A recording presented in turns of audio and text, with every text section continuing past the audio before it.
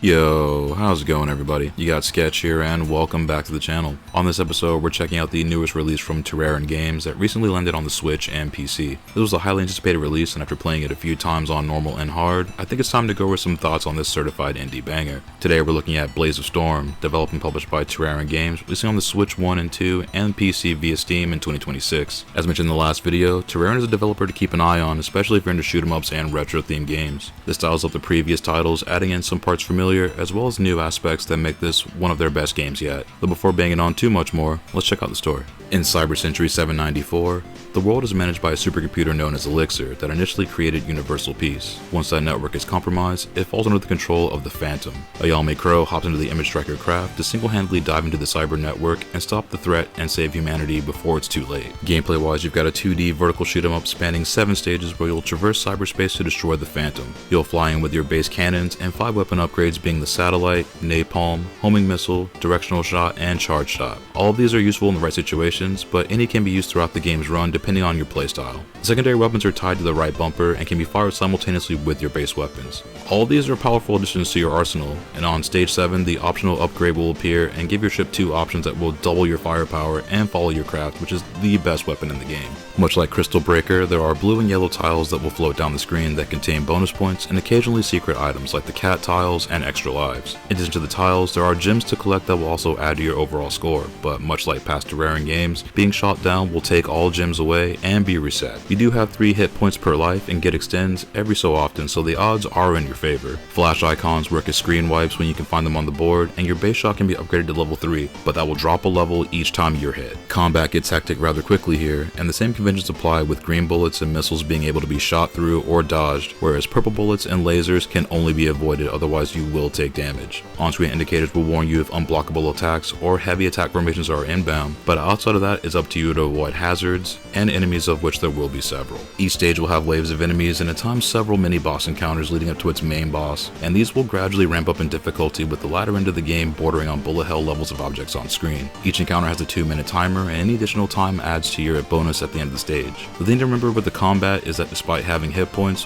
one hit will take out whatever secondary weapon you have, and while your base shot is strong, you can get outgunned if you're unlucky. The caravan shooter aesthetic of Terarin Games is very pronounced here, and it's all about getting a better score than that last run, but man is it going to make you work for those higher rankings on its leaderboard. The challenge here is reasonable, but it is one of the more difficult releases from this developer that I've seen so far. It's got a highly replayable formula with its 3 difficulty settings from normal to expert, alongside its caravan mode, which is a 5-minute score attack. Graphics wise, Blaze of Storm is running on the Game Maker engine. This is one of the most ambitious projects to date on the hardware. As you venture through the network, the layered scrolling of each stage looks sick as you move through each area. The cyberspace aesthetic feels a bit like Rez if it were in 2D, and retains a lot of the same style as Crystal Breaker with the emphasis on neon wireframe vectors. The lead up to the final encounter with the Phantom references the laser trap layout from Super Spy Hunter, which is one of several nostalgic nods. Each network area adds new enemies and hazards, and there's a lot of references to several generations of shoot-em-ups. Some favorites that I've caught so far have been sprite cameos of Musha, Dragon Spirit, the Guardian Legend, and I'm sure there's several that I'm missing. Sprites do have some recurring characters from past games like Terraflame that introduces several new sprites unique to this title.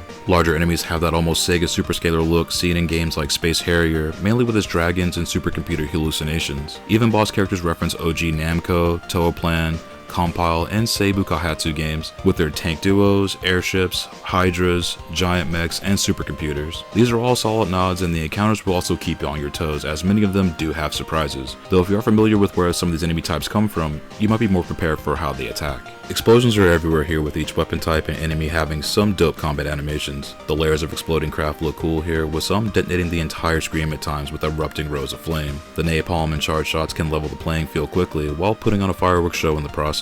With the more intense bullet patterns and decent amount of enemies on screen, at times this does get pretty busy visually, but it doesn't have any real slowdown in its action, making it an optically tight experience. The game has several static splash images similar to Crystal Breaker between each stage, and these will be the main character in various poses. You don't get much of an ending beyond the game saying congratulations for defeating the Phantom, followed by a splash image and credit roll. This isn't uncommon for Terarin developed games, but each release is getting visually sharper. Sound-wise, Blaze of Storm is awesome with a soundtrack from returning composer Hiroki and Takushiba that once again slams with its chiptune and original mixes. This has a bit of everything when it comes to tunes, and they stay driving grooves from front to back. This feels like the shoot 'em up soundtracks you would hear from the PS1 and Saturn era, with its original track having layered instruments and its chiptune version slapped just as hard. The energy stays hype and complements the action, and both stay dialed to 11 the whole way through. Sound effects are nice and punchy with some great shot audio and varying levels of boom with its ballistics. Weapons have some audible crash when hitting enemies, and you'll hear some reused sound bites from Crystal Breaker, like the bass shot audio for example. The sub-weapons don't all have audio for when they're active, but the impact on enemies lets you know they're working.